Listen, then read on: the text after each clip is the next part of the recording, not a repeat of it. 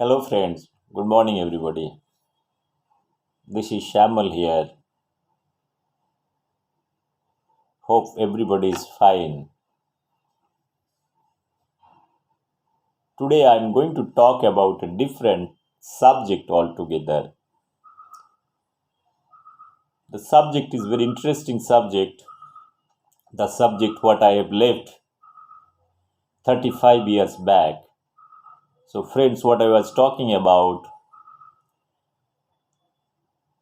the history.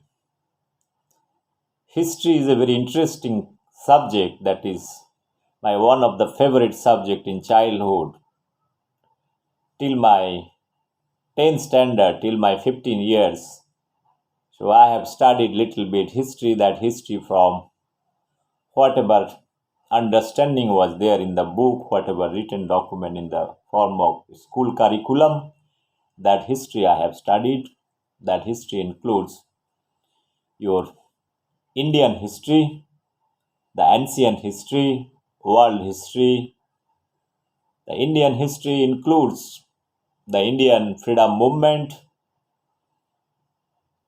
from the British Raj to 1947 independence, then after independence also whatever things had happened till 1980 or 85. So when I was in 1985 means I was talking about I was a 15-year boy.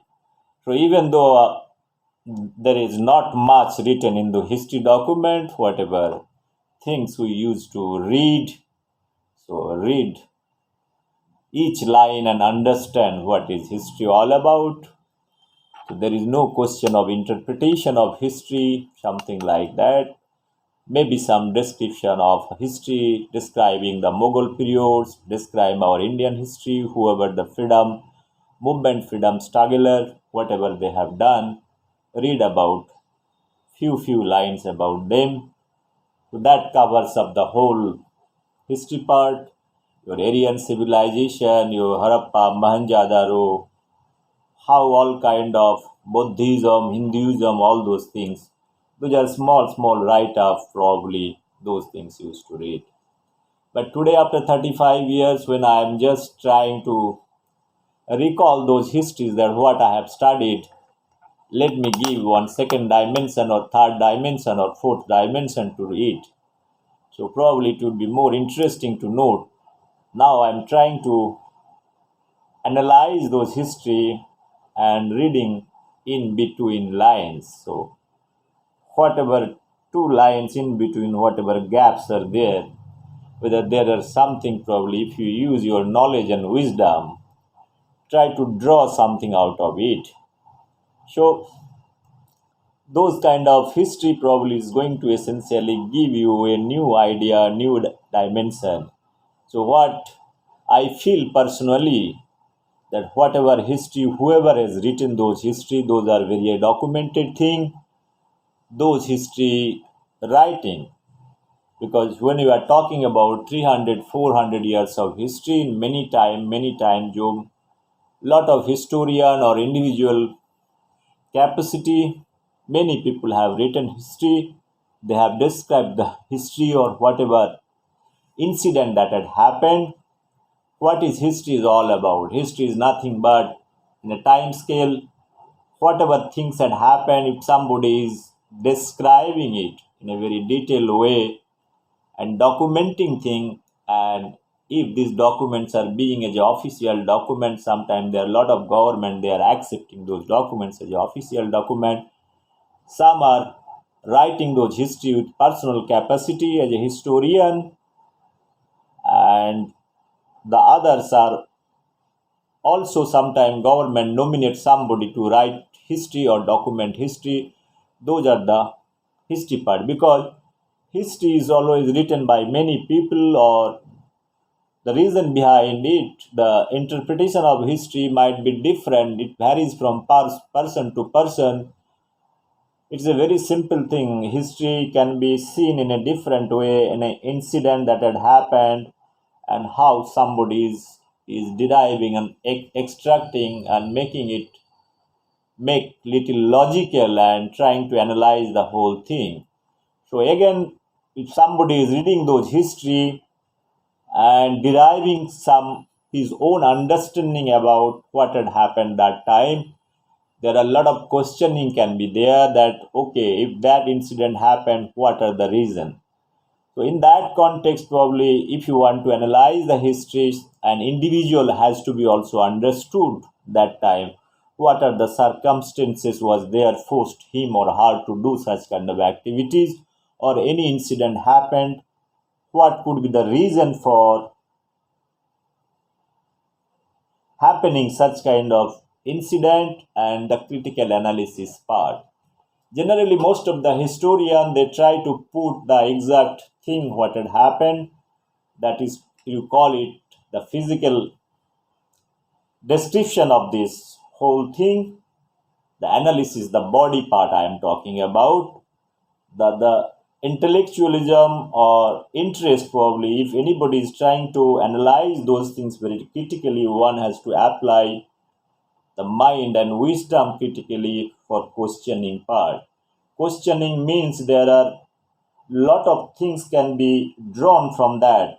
When I say history again, it is not 1 year or 2 year or 3 year history.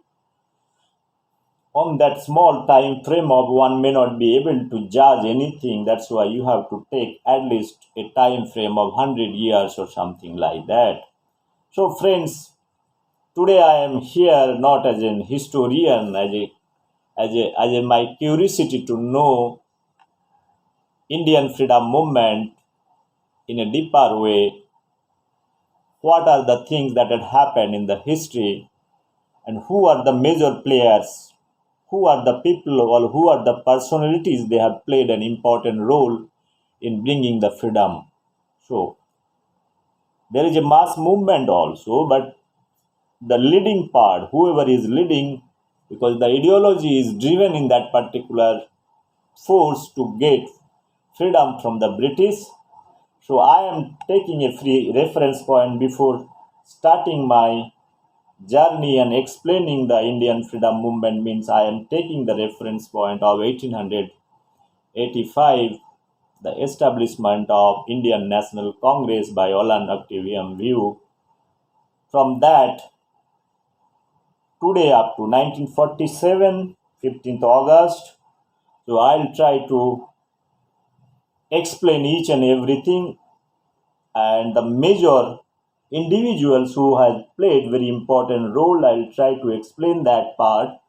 That is one part. Then after independence, after 1947 to till date to 2021, who are the prime ministers of India, what is their role, what they have done, and today what is the situation, who is doing. Like present prime minister is present prime minister is, Narendra Modi. The first prime minister of India, Jawaharlal Nehru. So I'll try to draw from Mahatma Gandhi journey of Indian freedom movement from Mahatma Gandhi to Jawaharlal Nehru till 1947, and my idea or understanding from Mahatma Gandhi to Mr. Narendra Modi. So this is what Mr. Narendra Modi, why Mr. Narendra Modi I am bringing in this picture, because this time there are a lot of people from the Congress, from the common people, they are questioning, because we are trying to compare. We have always a habit of comparing with somebody, X to Y, Y to Z, A to B, B to C. Sometimes we do that, okay, this person is better person or this person is better person, like that comparison, like somebody is comparing Narendra Modi ji with Mahatma Gandhi. People are Bengal is comparing Narendra Modi ji with Rabindranath Tagore. So friends, the comparison is good or bad. That debate I am not going. Sometimes the debate goes into different direction. People are comparing Narendra Modi with Rabindranath Beyond seeing as a beard, that probably they are telling Narendra Modi is trying to portray himself as a Rabindranath Tagore. because Rabindranath Tagore is a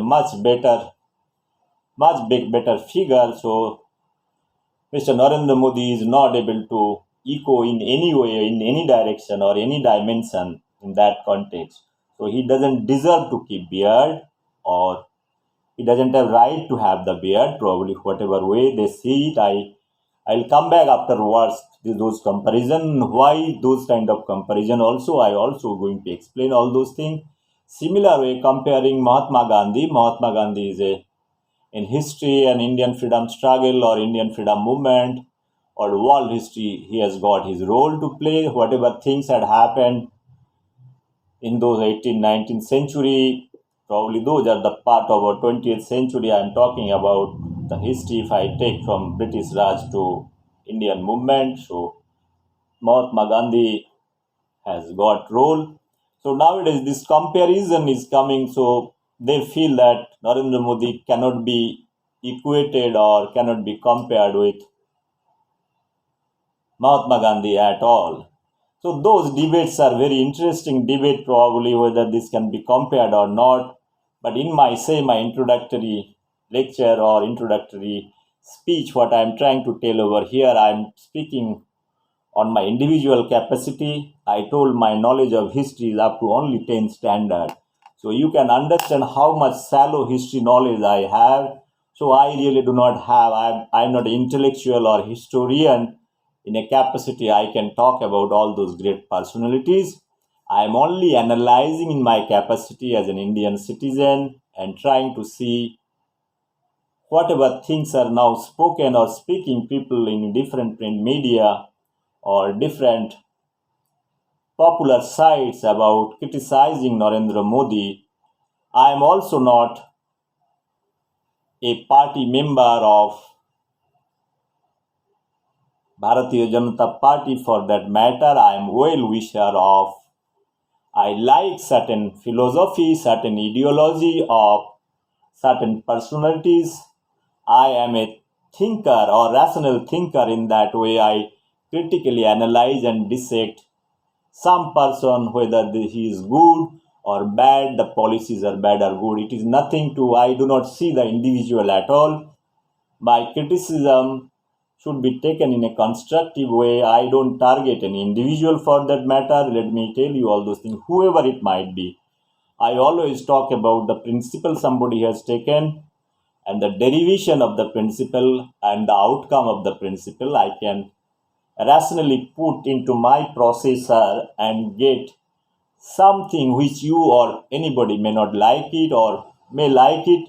It doesn't matter to me at the end of the day, since I am speaking within, as long as I don't bring down or brought down any personality and physically attack somebody, then probably I can be questioned. I am talking about the whole idea. It is the whole world is living with ideas, imagination, hope. I told in many lectures that any political leader is pursuing his career journey, everything is based on his political or personal wisdom, knowledge, and understanding.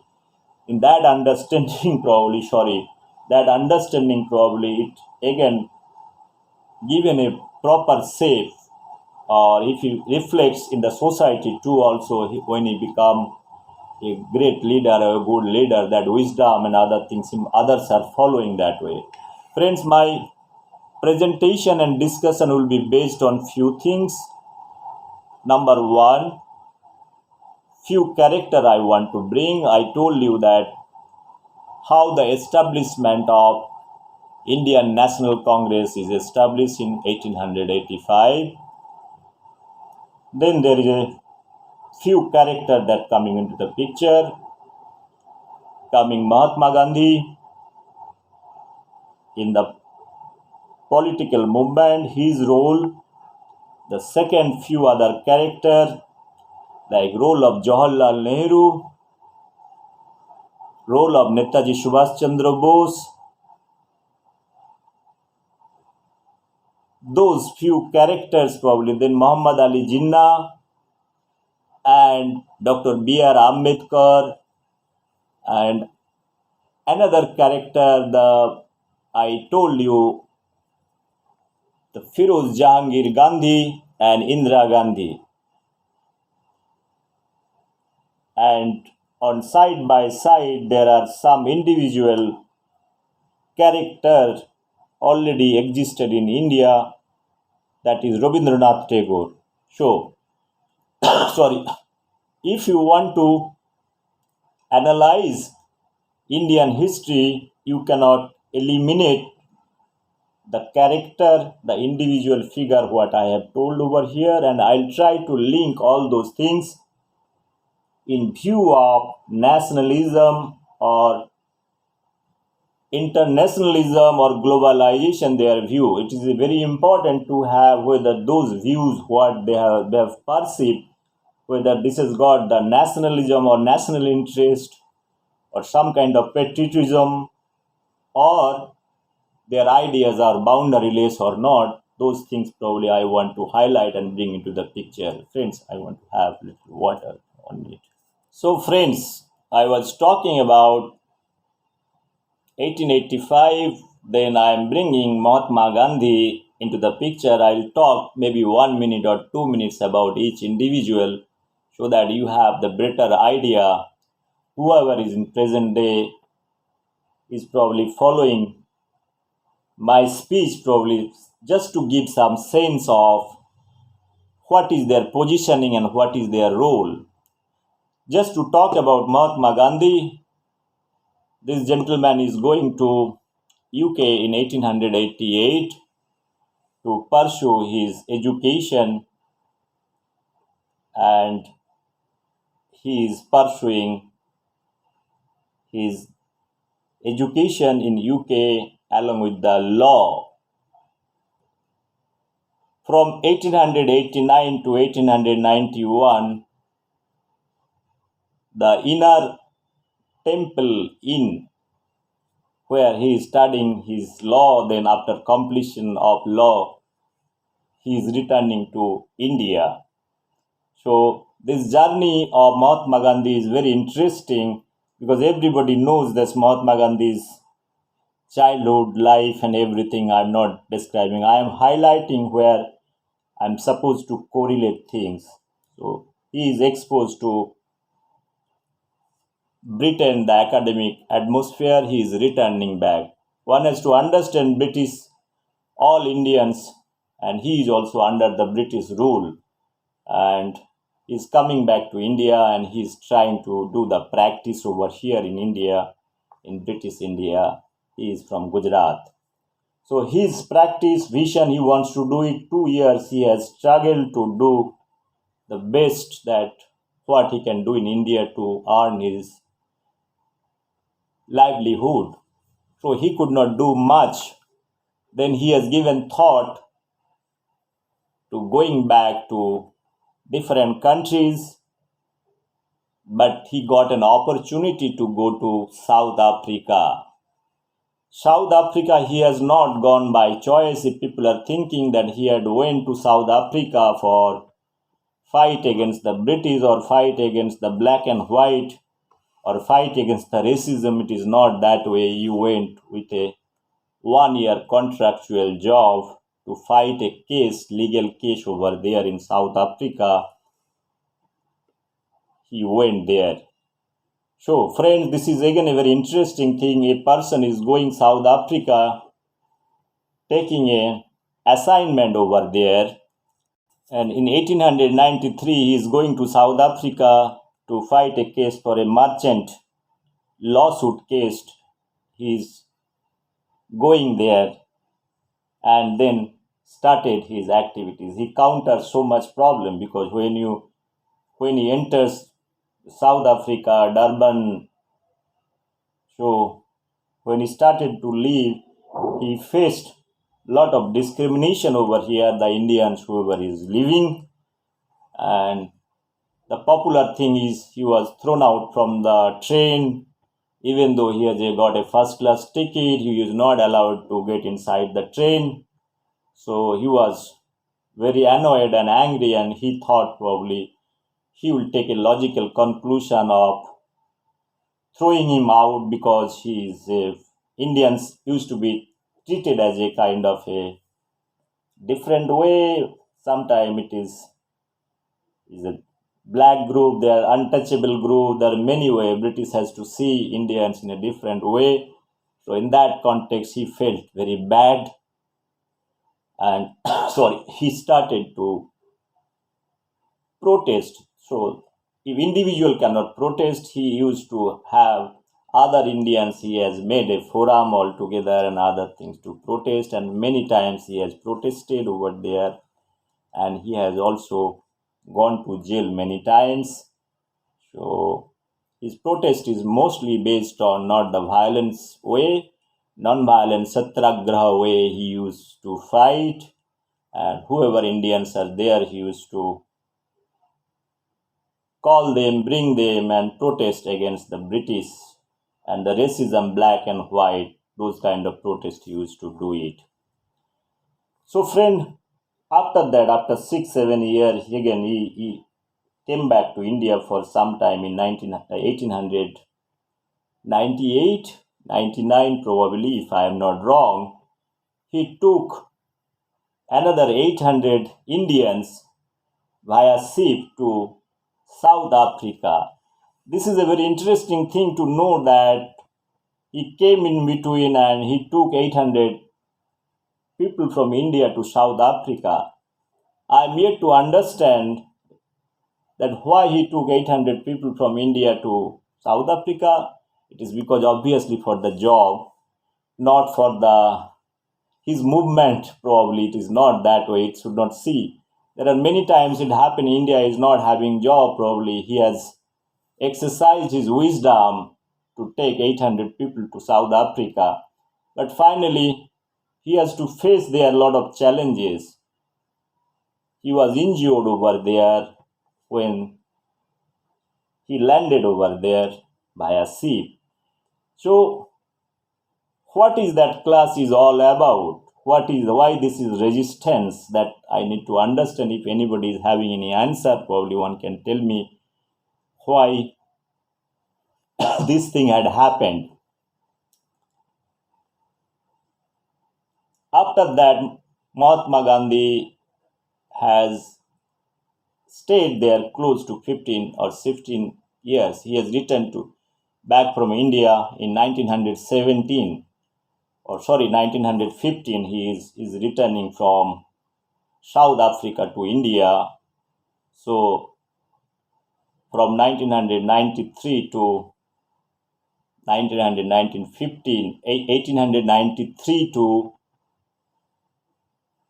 1915 means 15 years plus 7 years, close to 22 years he stayed in South Africa. And this is 22 years again, it's a very long time. There he is fighting against the British. So he could have done the same exercise in India. So he has not done that part. He has taken his practice, his profession into South Africa. He felt South Africa is a good place, good way of earning money. That's why he has gone there and he has started to practice, and that practice he has exercised over there. That is a good part, probably it's his personal choice. I really do not have any questioning. But he's coming back to India with his wife in 1915, leaving South Africa. Probably he felt something that he wants to do something for Mother India, for liberation of Mother India. That is one thing probably it has driven. That's why he's coming back. Friends, in 1896, Mahatma Gandhi again returned from South Africa to India, and I told he took 800 people to South Africa for their job or many other things. So that part I talked about. In between, Mahatma Gandhi gained some popularity in India, and he also had visited and made till 1915. When he returned back to India, he was trying to do something in India. Probably he failed to join Indian National Congress. He met Gopal Krishna Gokhale, and he talked about the political ambitions also over there. And Dr. Gokhale was very much cautious about Mahatma Gandhi. He kept Mahatma Gandhi 1 year under provision period to enroll his name into joining Indian National Congress. Sorry. In between, what had happened, there are few incidents that had happened. Mahatma Gandhi previously he wished to meet Rabindranath Tagore. He went and met Rabindranath Tagore, and whatever things they have exchanged in Santiniketan, Rabindranath Tagore the met. So Mahatma Gandhi went and met Rabindranath Tagore in Santiniketan. This is a kind of a first official meeting between the two. One is a great poet, and another is a political leader having ambitions. So, Rabindranath is also having a lot of skeptical thing because he is closely following the views of Mahatma Gandhi, the non-violence way of making things. He has also written many things about Mahatma Gandhi, the way Mahatma Gandhi wanted to have the non-violence thing. He doesn't like to accept anything, the British education system, British British manufactured items like salt or many other things is not to be accepted. Is totally boycotting the foreign things or British thing because British is the first enemy and the object is to eliminate and get freedom. So he wants to start a movement that is called Swadeshi Andolan, what you tell it that movement he has started it. The Rabindranath, in a context of nationalism, everybody talks about Rabindranath as whether he is a nationalist, what his views are, is internationally recognized or not. His vision is not only restricted to four walls. He talks about the boundaryless society, boundaryless country. So it is very difficult to define the nationalism, who is the nationalist or patriotic in terms of the definition of the European or American for that matter, to leveling them and which category they are falling. So Rabindranath is also in a crossfire whether he is a true nationalist or true his philosophy can be internationalized or not. There is a debate that is going on, and there are many issues that Mahatma Gandhi, Rabindranath Tagore, they have not accepted certain principles the way they want to have the freedom movement. So friends, suddenly what had happened, Gokhale died. So when Tagore was in Santiniketan, so Mahatma Gandhi probably he was shocked. He felt that he should be back to his destination, and he has taken that is the movement in a different way to carry forward, and he has started the movement that is called Satyagraha movement in a much more vigorous way in that direction.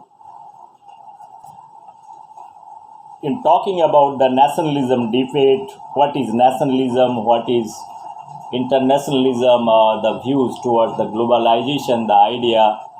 So I have some small submission to say the nationalism word or nationalist, who is nationalist, that debate probably can be taken in a very kind of a logical conclusion, who is nationalist and who is not nationalist, whether it is important to be a nationalist or not. That debate can be taken into logical conclusion. Look, in my opinion, whoever is have born in a particular place, one cannot expect the global view of everything. So world has seen the many countries, many division, many partition for thousands of years. But since there is a terminology called your views or patriotism, and you are trying to analyze those kind of things, you are quantifying with nationalism what should be your nationalistic views. So since there is a theory, probably somebody has written that what are the parameter or what are the domain area of a nationalism, that debate probably irrelevant in terms of human is concerned. My only submission is, in nationalism, how much level you want to draw. Let's say imaginary a frog is living in a bathtub or a pond. For the frog, the entire world is that particular area. He or he is not able to see the whole world. So if somebody is living in that dimension, for them that world, if they are getting all those things, those are the beautiful world probably for them. Doesn't matter what is happening throughout the world. So until or unless they are not, it is not affecting others. In that way, probably if somebody is happy, many times many countries have seen such kind of things. They don't like to accept lot of things from abroad or lot of things from externally imposed things. It based on the country, their culture, their emotion, many things. That way, if you want to bring nationalism into that dimension, so whoever is thinking that nationalism is a bad thing, for them I have something to say, that the house where they live, whether their doors and windows are always open, they keep everything open, so they do not have the fear or anything. It is obvious there is a border. There is in country, if you see, there is a border line, there is a division. It is very much prominent to see that each country is having, even though that time India is used to rule under British. In South Africa, this is also British rule. So everybody wants it to be liberated. How they want to liberate it? Because in individual, I feel if there is nothing called a patriotism or nationalism inbuilt, those are the inbuilt criteria to love for their country, is nothing wrong. Loving your own country or loving your own body means the place where you have born, you have every right to protect, and those kind of behavioral pattern probability is seen in animal world too. Friends, this is close to 33 minutes. I want to make a separate video on nationalism. I want to cut and make a separate video so that I can make 30-35 minutes video, multiple videos, and try to do something. Thank you very much. I'll come back to you on the nationalism part.